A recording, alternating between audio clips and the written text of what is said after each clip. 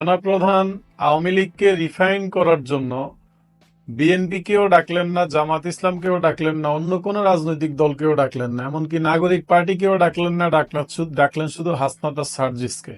এই হাস্যকর বক্তব্যটা দিয়ে সারা বাংলাদেশে তারা একটা নতুন করে সুবিধা নেওয়ার জন্য রাজপথে নামছিল, কিন্তু পরবর্তীতে আবার তাদের সেই সুর পরিবর্তন হয়ে গেছে। অভিযোগ কি? অভিযোগ হচ্ছে সেনাপ্রধান বলছেন আওয়ামী লীগ ছাড়া বাংলাদেশে নির্বাচন হবে না, নির্বাচন সুষ্ঠু হবে না। সেনাপ্রধান ওয়াকারুজ্জামানের সঙ্গে সমন্বয়ক হাসনাত আবদুল্লাহ ও সার্জিস আলমের কি হয়েছে এবং তাদের মাঝখানে কি নিয়ে দ্বন্দ্ব, এমন একটি নিউজ বর্তমান বাংলাদেশের সোশ্যাল মিডিয়াতে ভাইরাল হয়ে ছড়িয়ে পড়ছে। তো বন্ধুরা, মূলত এই সেনাপ্রধান ওয়াকারুজ্জামান ও হাসনাত আবদুল্লাহর সঙ্গে কি হয়েছে তার সঠিক তথ্য কিন্তু খুব কম লোকজনই জানে। হাসনাত আবদুল্লাহ ও সেনাপ্রধান ওয়াকারুজ্জামানের এই বিষয় নিয়ে আমরা পর্যালোচনা এবং তদন্ত করে বেশ কয়েকটি খুবই গুরুত্বপূর্ণ তথ্য এবং ভিডিও ফুটেজ পাই, যা আজকের ভিডিওতে সেগুলোই এক এক করে ধারাবাহিক তুলে ধরা হবে। যদিও আজকের ভিডিওটা কিছুটা লং হতে পারে, তবে আজকের ভিডিওতে জানতে পারবেন সেনাপ্রধান ওয়াকারুজ্জামান, হাসনাত আবদুল্লাহ ও সার্জিস আলমকে নিয়ে এমন কিছু অজানা গোপন তথ্য যা জানলে আপনিও ইতিমধ্যে অবাক হতে বাধ্য। সেই সাথে আরো জানতে পারবেন বর্তমান বাংলাদেশের রাজনীতির প্রেক্ষাপট আসলে কোন দিকে যাচ্ছে। বন্ধুরা চলুন, ভিডিওতে আজকে আর বেশি কথা বাড়াবো না, সরাসরি আজকে আমরা চলে যাব মূল ভিডিওতে। আর সেখানে আজকে আমরা দেখব সেনাপ্রধান ওয়াকারুজ্জামানের সঙ্গে এই সমন্বয়ক হাসনাত আবদুল্লাহর মূলত কি হয়েছে। সেনাপ্রধান আওয়ামী লীগকে রিফাইন করার জন্য বিএনপিকেও ডাকলেন না, জামাত ইসলামকেও ডাকলেন না, অন্য কোনো রাজনৈতিক দলকেও ডাকলেন না, এমনকি নাগরিক পার্টিকেও ডাকলেন না। ডাকলেন শুধু হাসনাত আর সার্জিসকে। এই হাস্যকর বক্তব্যটা দিয়ে সারা বাংলাদেশে তারা একটা নতুন করে সুবিধা নেওয়ার জন্য রাজপথে নামছিল, কিন্তু পরবর্তীতে আবার তাদের সেই সুর পরিবর্তন হয়ে গেছে। অভিযোগ কি? অভিযোগ হচ্ছে সেনাপ্রধান বলছেন আওয়ামী লীগ ছাড়া বাংলাদেশে নির্বাচন হবে না, নির্বাচন সুষ্ঠু হবে না। এই সেনাবাহিনীর প্রধান কেন এই কথাটা বললেন? এই অভিযোগের ভিত্তিতে তারা রাজপথে নামছে, সেনাপ্রধানের পদত্যাগ দাবি। এমনকি উত্তরাতে একটা পক্ষ তো ৮-১০ জনের একটা গ্রুপ তো স্লোগান দিচ্ছে, হাসনাত না ওয়াকার, হাসনাত হাসনাত।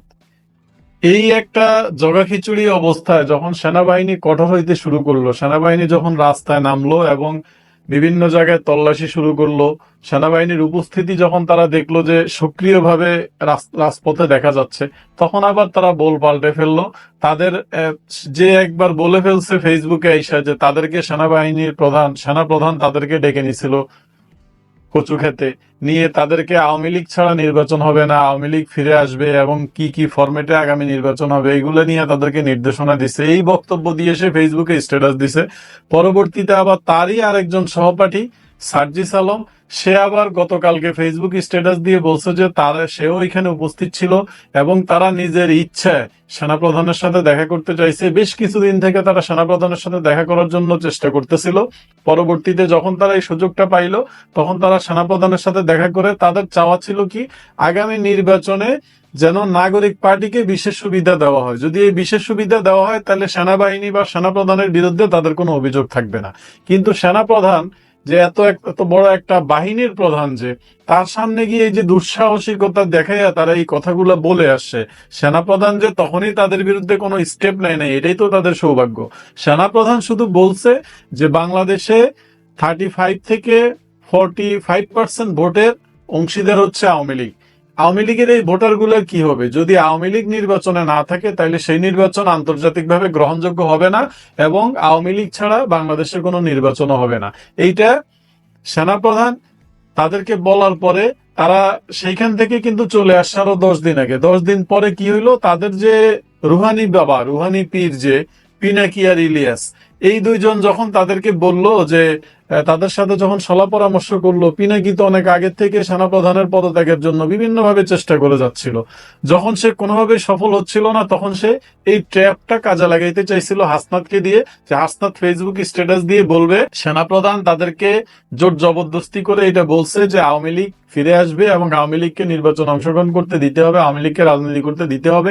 এইটা দিয়ে একটা ট্র্যাপ খেলার চেষ্টা করছিল, কিন্তু 2 দিনের মাথায় তাদের সেই ট্র্যাপ উল্টে গেল।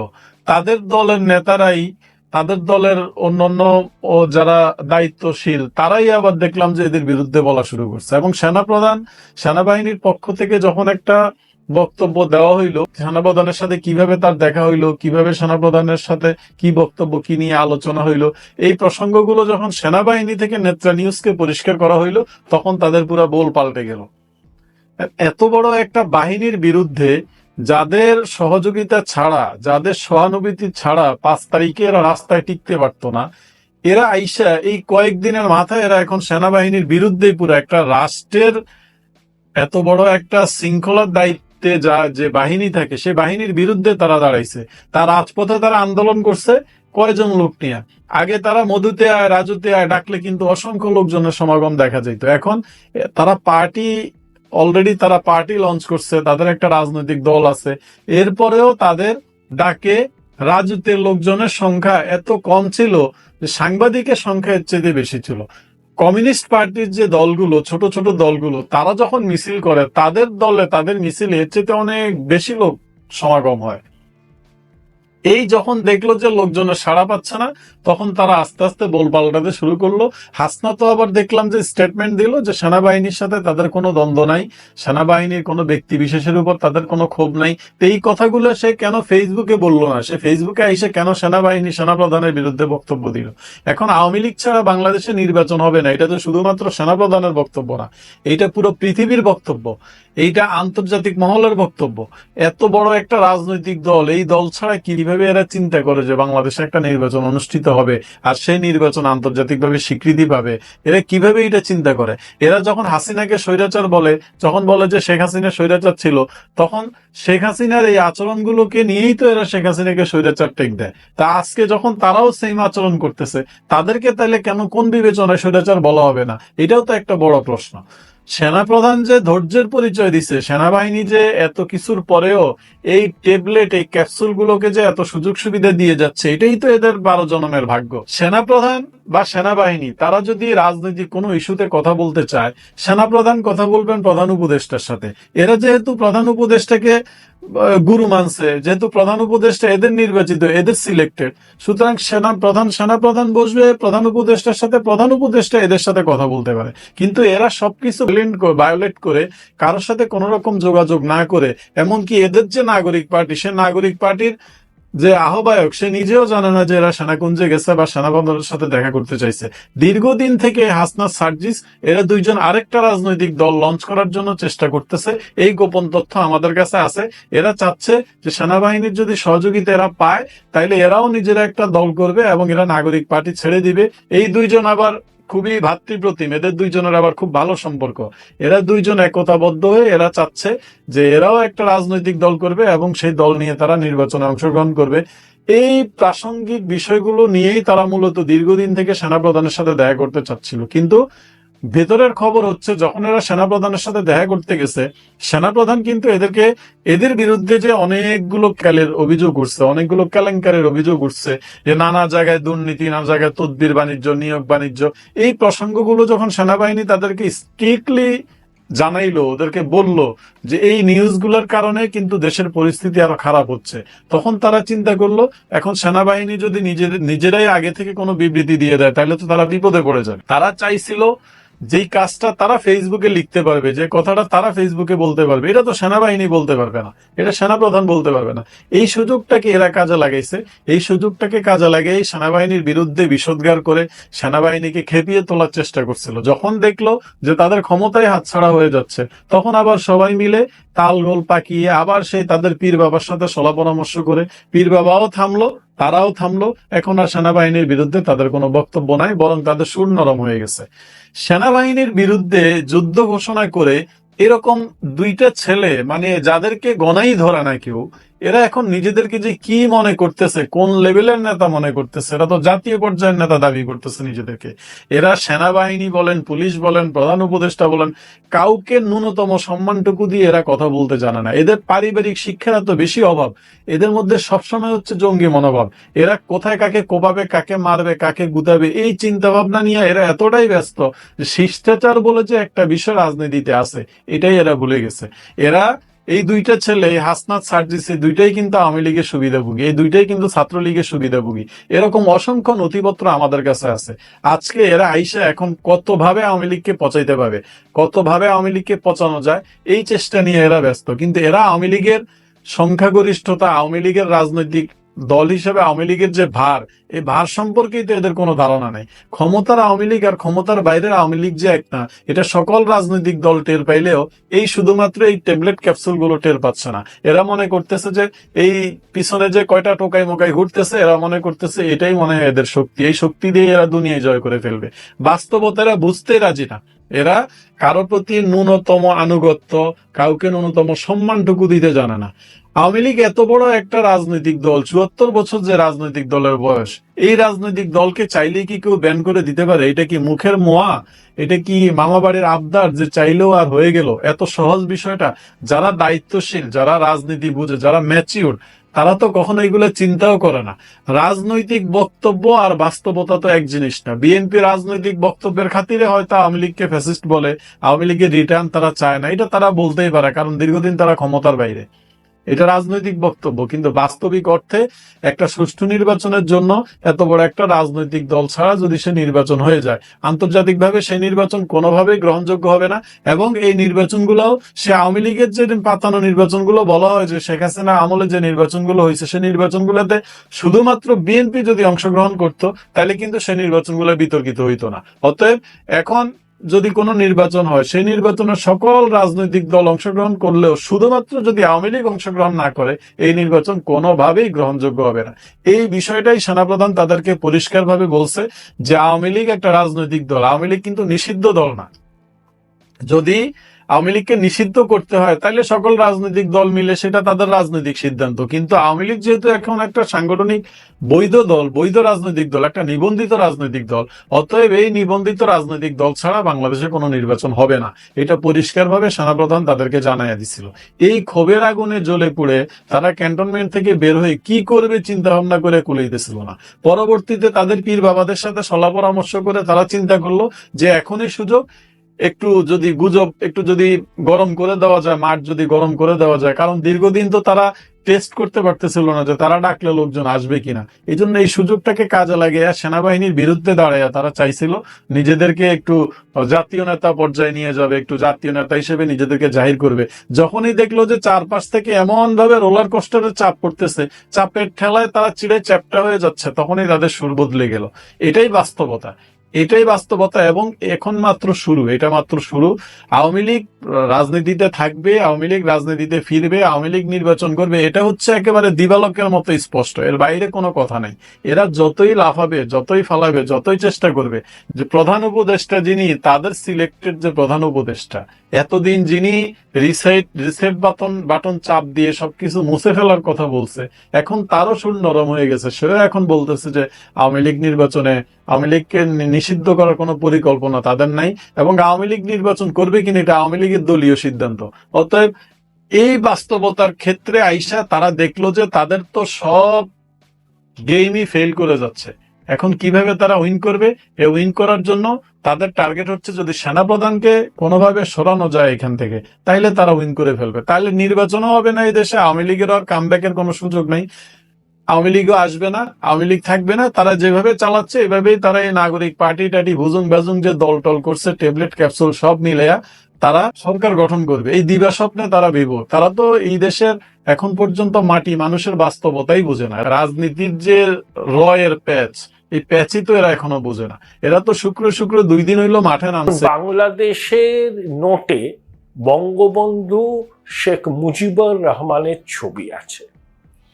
অন্তর্বর্তী সরকার মুজিবের ছবি দেওয়া নতুন নোট যাতে বাজারে না আসে সেটা নিশ্চিত করতে চাইছেন। বাংলাদেশের সরকারের থেকে জানিয়ে দেওয়া হয়েছে নতুন নোট আসবে না, কিন্তু কেন আসবে না সে সম্পর্কে কোনো উচ্চবাচ্য করা হয়নি।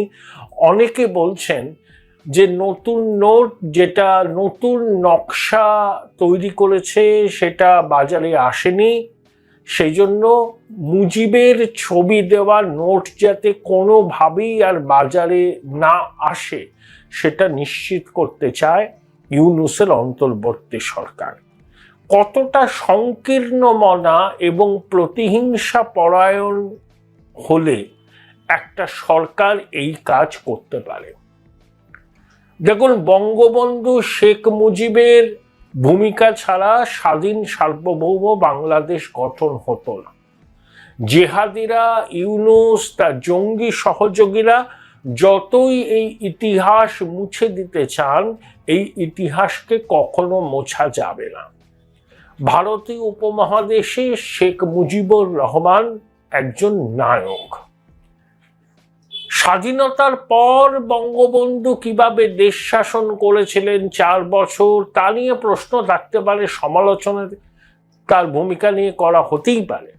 এবং শেখ হাসিনা যেভাবে বাংলাদেশকে মুজিবময় করে তুলেছিলেন, অন্য মুক্তিযোদ্ধাদের সেইভাবে গুরুত্ব দেয়নি, তা নিয়ে সমালোচনা হলে সে সমালোচনা সংগত। কিন্তু বঙ্গবন্ধু বাংলাদেশের স্বাধীনতায় তার ভূমিকা কখনোই অস্বীকার করা যায় না। অস্বীকার করার চেষ্টা হলে সেটা মূর্খতা ছাড়া আর কিছুই নয়। কিন্তু বাংলাদেশের ইউনূসের অন্তর্বর্তী সরকার, আমি বারবার করে বলছি যে মুক্তিযুদ্ধ বিরোধী সরকার, এরা স্বাধীন সার্বভৌম বাংলাদেশের অস্তিত্বকে স্বীকার করতে চায় না। চাঁদ সওদাগরের মনসা পুজো করার মতো করে বাংলাদেশের কথা বলে, আসলে তারা পাকিস্তানের পা চাটা দালাল, মুক্তিযুদ্ধ বিরোধী শক্তি।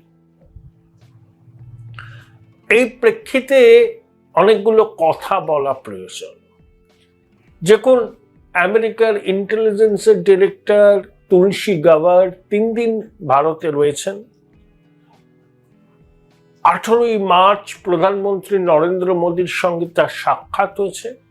প্রধানমন্ত্রী নরেন্দ্র মোদী তাকে কুম্ভর পবিত্র জল উপহার দিয়েছেন, আর তুলসী গাওয়ার তাকে তুলসীর মালা উপহার দিয়েছেন। তুলসী গাওয়ারের জন্ম হাওয়াই দ্বীপপুঞ্জে প্রশান্ত মহাসাগরীয় অঞ্চলে। তার পুরো পরিবার হিন্দু ধর্মে দীক্ষিত হয়েছেন। তিনি ইসকনের ভক্ত, প্র্যাকটিসিং হিন্দু, র্যাডিক্যাল ইসলামের ঘোরতর বিরোধী। এবং ভগবান শ্রীকৃষ্ণ কুরুক্ষেত্রের যুদ্ধে অর্জুনকে যে অভয়বাণী শুনিয়েছিলেন, তুলসী গাওয়ার ভগবান শ্রীকৃষ্ণের সেই বাণী জীবনের প্রতি পদে পদে অনুভব করেন এবং তার থেকে জীবনী শক্তি পান, কাজ করার নতুন উদ্যম পান। তার প্রিয় খাবার ডাল মাখনি, পনির। এটা চ্যানেলকে দেওয়া সাক্ষাৎকারে তিনি জানিয়েছেন। এই তুলসী গাওয়ারের সঙ্গে প্রথমে অজিত দোভাল, তারপরে রাজনাথ সিং, তারপরে প্রধানমন্ত্রী নরেন্দ্র মোদীর কথা হয়েছে। এবং তুলসী গাওয়ার দ্ব্যর্থহীনভাবে জানিয়েছেন যে বাংলাদেশের বর্তমান পরিস্থিতিতে ট্রাম্প সরকার ভীষণ রকম উদ্বিগ্ন। কারণ পাকিস্তানের পাশাপাশি বাংলাদেশও টেররিজমের এপিসেন্টার হতে চলেছে। র্যাডিক্যাল ইসলামের বারবারন্ত। সমস্ত ইসলামিক জঙ্গি সংগঠনের লক্ষ্য কিন্তু একই, বিশ্বজুড়ে ইসলামী খিলাফত প্রতিষ্ঠা করা। এই যে দিন 10 আগে জুম্মার নামাজের পর বায়তুল মোকাররম থেকে নিষিদ্ধ জঙ্গি সংগঠন হিজবুত তাহরীরের মিছিল বেরিয়েছিল। হিজবুত তাহরীর নিষিদ্ধ সংগঠন, তারা দীর্ঘদিন ধরে এই মিছিলের প্রস্তুতি নিয়েছিল, সমাজ মাধ্যমে প্রচার হয়েছিল, বিভিন্ন লোককে দাওয়াত দেওয়া হয়েছিল, কিন্তু তা সত্ত্বেও ইউনূসের অন্তর্বর্তী সরকার কোনো ব্যবস্থা নেয়নি। যখন মিছিল ঢাকার রাজপথে স্লোগান তুলছে, খিলাফতের দাবিতে সোচ্চার হচ্ছে, তখন ব্যারিকেড দিয়ে মিছিল আটকাবার চেষ্টা করলো পুলিশ। সাউন্ড গ্রেনেড, কাঁদানে গ্যাস ছুড়ে ছত্রভঙ্গ করলো এবং নামকাওয়াস্তে কয়েকজনকে গ্রেপ্তার করে মুখ রক্ষা করার চেষ্টা করলো। কিন্তু ইউনূস সরকার সত্যিই যদি জঙ্গি জিহাদিদের বিরুদ্ধে ব্যবস্থা নিতে চাইতো, তাহলে তারা কিন্তু হিজবুত তাহরীরের এই মিছিলকে সংগঠিত করতেই দিত না। অর্থাৎ বাংলাদেশের ইউনূসের সরকার জঙ্গি জেহাদিদের যে মদদ দিচ্ছে, এবং জঙ্গি জিহাদিদের সমর্থনে যে ইউনূস সরকার টিকে আছে সেটা নিয়ে আয়োটা অফ ডাউট কারুর মনে নেই। এবং ডোনাল্ড ট্রাম্প এবং নরেন্দ্র মোদী যৌথ সাংবাদিক বৈঠকে র্যাডিক্যাল ইসলামের বারবারন্ত নিয়ে উদ্বেগ প্রকাশ করেছিলেন।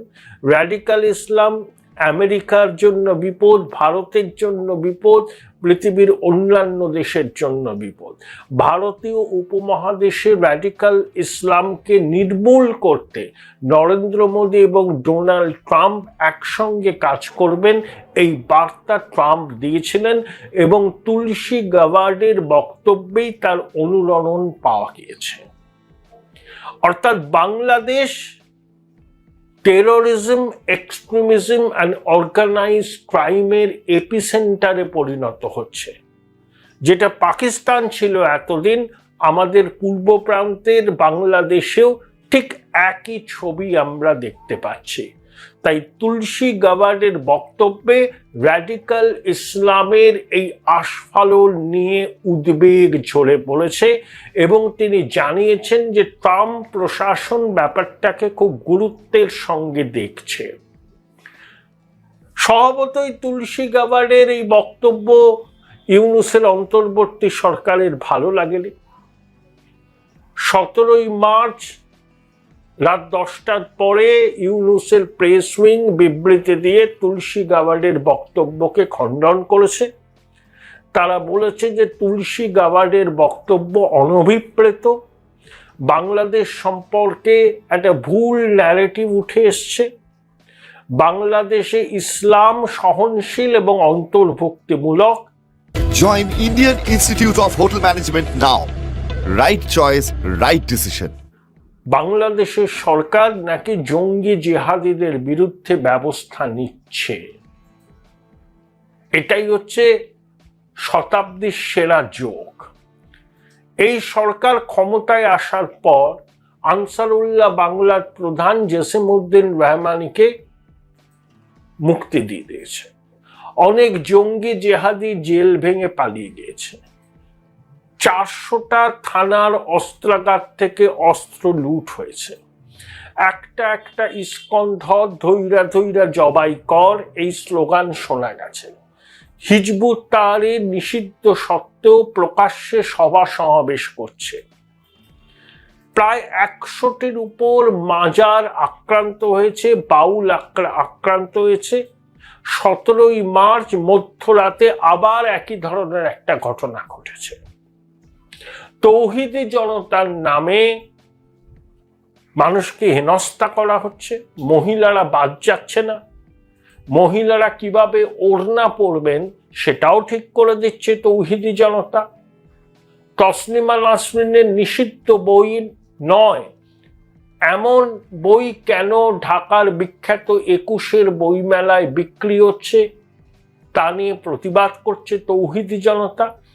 এমনকি সচেতনতা প্রসারের জন্য স্যানিটারি ন্যাপকিন 21-এর বইমেলায় বিলি করা হচ্ছিল, সেটাও নাকি ইসলাম বিরোধী। অনেক তথাকথিত ধর্মগুরু যারা নাস্তিক তাদেরকে কোতল করার নিদান দিচ্ছেন, আর ইউনূস সরকার চুপচাপ দেখছেন।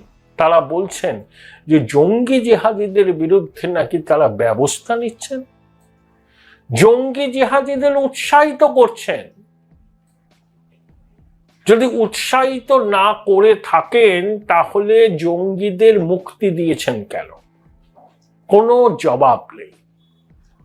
আইএসআই ডিজিকে রেড কার্পেট বিছিয়ে অভ্যর্থনা জানানো হয়েছে। সে জসিমউদ্দিন রহমানির সঙ্গে লালমনিরহাটে গিয়ে বৈঠক করেছে। এই যে ভদ্রলোকের নাম প্রাণগোপাল দত্ত, বিখ্যাত ইএনটি স্পেশালিস্ট, কুমিল্লার সাংসদ ছিলেন, তার মেয়ে ডাক্তার, তাকে হেনস্থা করা হয়েছে। তিনি একজন assistant professor radiology and imaging ডিপার্টমেন্টে। তারপরে সেনাবাহিনী শেষ পর্যন্ত এসে তাকে উদ্ধার করে। এই হচ্ছে বাংলাদেশের ছবি। আর ইউনূসের অন্তর্বর্তী সরকার কি বলছে? না না না না না না, আমরা অন্তর্ভুক্তিমূলক ইসলামের সাধনা করি। তুলসী গাবার যা বলছেন তা ভুল ন্যারেটিভ। বাংলাদেশ সম্পর্কে এটা তার অজ্ঞতার পরিচায়ক, এবং সব থেকে সিগনিফিক্যান্ট যে জঙ্গি জেহাদিদের বিরুদ্ধে নাকি ইউনূসের সরকার ব্যবস্থা নিচ্ছে। ব্যবস্থা নিয়েছিলেন শেখ হাসিনার সরকার, বিশেষ করে হোলি আর্টিজান কাফেতে হামলার পর তিনি একেবারে জঙ্গি পরিকাঠামো ভেঙে গুড়িয়ে দেওয়ার উদ্যোগ নিয়েছিলেন। অনেকাংশে সফল হয়েছিলেন, অনেকাংশে হয়নি। কিন্তু শেখ হাসিনার জামানাতেও হেফাজতে ইসলামের চাপের মুখে তাকে নথি স্বীকার করতে হয়েছে। বাংলাদেশের পাঠ্যপুস্তকে হেফাজতের দাবি মেনে কিছু সংশোধন করা হয়েছে। মাদ্রাসা শিক্ষাকে বিশ্ববিদ্যালয় শিক্ষার সমমর্যাদার করা হয়েছে। শেখ হাসিনার সরকার সরকারি পয়সায় মডেল মসজিদ তৈরি করেছেন। ওয়াজ মাহফিলকে উৎসাহিত করা হয়েছে। এই ওয়াজ মাহফিল থেকে ঘৃণা বাসন হয়, মহিলাদের অসম্মান করা হয়। এই যে মাদ্রাসা শিক্ষাকে বিশ্ববিদ্যালয়ের শিক্ষার সমতুল্য যেই করা হলো, আর মাদ্রাসাতে উগ্র ধর্মান্ধতার শিক্ষাটাই কিন্তু দেয়া হয়। এই যে ম্যাপুচ প্যাপুচ সবই তো মাদ্রাসা শিক্ষায় শিক্ষিত। এরা আধুনিক শিক্ষার সংস্পর্শে আসেনি। মস্তিষ্কবর্তী ঘৃণা, এরাই কিন্তু ইউনূস সরকারের প্রধান শক্তি। তুলসী গাবার মৌচাকে ঢিলটা ছুঁড়েছেন, তাই জঙ্গি ইউনূসের খুব গায়ে লেগেছে। চিরবির চিরবির চিরবির করে জ্বলছে আন্তর্জাতিক খ্যাতি সম্পন্ন বাটপার। এত বড় মিথ্যুক আগে বোধহয় বাংলাদেশে আসেনি। স্বার্থপর, প্রতিহিংসা পরায়ণ। পুলিশদের সঙ্গে বৈরাগে বলছে সময় কম, নির্বাচন তো ডিসেম্বরের মধ্যে করতে হবে। দেশে নাকি যুদ্ধ পরিস্থিতি। আরে যুদ্ধ পরিস্থিতি জঙ্গিবাদের জন্য, যুদ্ধ পরিস্থিতি জিনিসপত্রের অগ্নিমূল্যের জন্য, যুদ্ধ পরিস্থিতি মবক্রাসির জন্য। তার বিরুদ্ধে কোনো ব্যবস্থা নেই। যত দোষ নন্দ ঘোষের নাম করে সবকিছু হচ্ছে আওয়ামী লীগের জন্য। আরে আওয়ামী লীগ তো 7 মাস তারা রাস্তাতেই নেই। অপারেশন ডেভিল্যান্ডের নামে আওয়ামী লীগের কর্মী সমর্থকদের নির্বিচারে গ্রেপ্তার করা হচ্ছে। কিন্তু ওই ন্যারেটিভ, কখনো ভারত, কখনো আওয়ামী লীগ, নিজের ব্যর্থতা অপদার্থতা ঢাকবার জন্য শুধু ইউনূসের কত রকম মিথ্যের কারবার। সুপ্রিম কোর্টের প্রবীণ আইনজীবী জেরাই পান্না কিন্তু প্রতিবাদ করেছেন, বলেছেন যেভাবে নারীদের উপর নির্যাতন হচ্ছে এবার তিনি অবস্থান করবেন প্রতিবাদ। বিভিন্ন কণ্ঠস্বর বাংলাদেশে সরব হচ্ছে। কিন্তু আমার বক্তব্য, শুধু সমাজ মাধ্যমে সরব বলে আপনাদের চলবে না। আপনারা যদি ঘর বন্ধ করে বসে থাকেন তাহলে কিন্তু ইউনূসের জঙ্গি সরকার উৎসাহিত হবে। এই সরকারের কোমর ভাঙতে হলে আপনাদের পথে নামতে হবে, আন্দোলন করতে হবে। খুব তাড়াতাড়ি অন্তর্ভুক্তিমূলক নির্বাচনের ব্যবস্থা যাতে ইউনূস সরকার করে, তার জন্য তীব্র আন্দোলন গড়ে তুলতে হবে। বিবিসি বাংলাতে দেখলাম একটা খবর, হাসনাত আব্দুল্লাহ আরো কয়েকজন তারা ওই ইফতার পার্টিতে বসেছেন, উর্দুতে কথা হচ্ছে। কেন উর্দু বাংলাদেশে, উর্দুর চল কবে থেকে হলো? উর্দু ভাষা কিন্তু খুব সমৃদ্ধশালী ভাষা, কিন্তু বাংলাদেশে বাংলা ভাষার স্বীকৃতির দাবিতেই তো ভাষা আন্দোলন 52 সালে। তাদের কাছে বাংলা ভাষার মর্যাদা আলাদা। আর 10টা বাঙালি কখনো উর্দুতে কথা বলে? অর্থাৎ এটাও যে উর্দুকে ফিরিয়ে আনতে হবে মেইনস্ট্রিমে। পাকিস্তানের দালাল মুক্তিযুদ্ধের পরাজিত শক্তি কিন্তু বাংলাদেশের মসনদে, এটা আমরা সবাই বুঝছি। তুলসী গাওয়ারও বুঝছেন, ট্রাম্পও বুঝছেন, আমরাও বুঝছি, বাংলাদেশের মানুষও বুঝছেন। আমার ধারণা বাংলাদেশের উপর আর্থিক নিষেধাজ্ঞা চাপাতে চলেছে ডোনাল্ড ট্রাম্পের প্রশাসন, এবং বাংলাদেশ যদি এইভাবে উগ্রপন্থীদের আশকারা দেয়, র্যাডিক্যাল ইসলাম সেখানে যদি আস্ফালন শুরু করে, তাহলে বাংলাদেশিদের উপরও আমেরিকা প্রবেশে নিষেধাজ্ঞা জারি হতে পারে। পাকিস্তানের উপর হচ্ছে, এই যে ইউএইতে বলে বাংলাদেশের নাগরিকদের প্রবেশাধিকার নেই, ভবিষ্যতে আমেরিকাতেও হতে পারে, যদি না ইউনূস সরকার কোর্স কারেকশন করে এবং খুব তাড়াতাড়ি অন্তর্ভুক্তিমূলক নির্বাচনের তারিখ ঘোষণা করে। দুটো নিষেধাজ্ঞার মুখে পড়তে চলেছে বাংলাদেশ, এক আমেরিকার জারি করা আর্থিক নিষেধাজ্ঞা, দুই বাংলাদেশিদের আমেরিকায় ঢোকার উপর নিষেধাজ্ঞা। এভাবে চলতে থাকলে এই দুটো কিন্তু ইউনূস এড়াতে পারবে না। সেই ভয়ই বোধহয় বিদেশ মন্ত্রক কোনো বিবৃতি দেয়নি তুলসী গাওয়ারের বক্তব্য নিয়ে, ইউনূসের প্রেস উইং দিয়েছে, এবং অবশ্যই এটা ওই ইসলামী মৌলবাদীদের চাপের মুখে পড়ে দিয়েছে। এবার বুঝতে ধন্যবাদ প্রিয় দর্শকবিন্দু, আমাদের ফুল ভিডিওটি দেখার জন্য আপনাকে জানাই অসংখ্য অসংখ্য ধন্যবাদ। তো বন্ধুরা, আজকে যে ভিডিওটি দেখলেন, যে বর্তমান সামাজিক যোগাযোগের মাধ্যমে যে বিষয়টি সব থেকে হাইলাইট এবং ভাইরাল, সেনাপ্রধান ওয়াকারুজ্জামান ও হাসনাত আবদুল্লাহ তাদের মাঝখানে কি হয়েছে, এই বিষয় নিয়ে কিন্তু আপনারা ইতিমধ্যে আলাপ এবং আলোচনা শুনতে পেয়েছেন। এবং সেই সমন্বয়ক হাসনাত আবদুল্লাহ এবং সেনাপ্রধান ওয়াকারুজ্জামানকে নিয়ে আপনাদের কি মন্তব্য অবশ্যই কমেন্ট বক্সে কমেন্ট করতে ভুলবেন না। আর হ্যাঁ, এমন নিত্য নতুন আপডেট খবর সবার আগে পেতে চাইলে এখনই আমাদের এই পিচ্চি সাকিব ইউটিউব চ্যানেলটি সাবস্ক্রাইব করুন। ধন্যবাদ।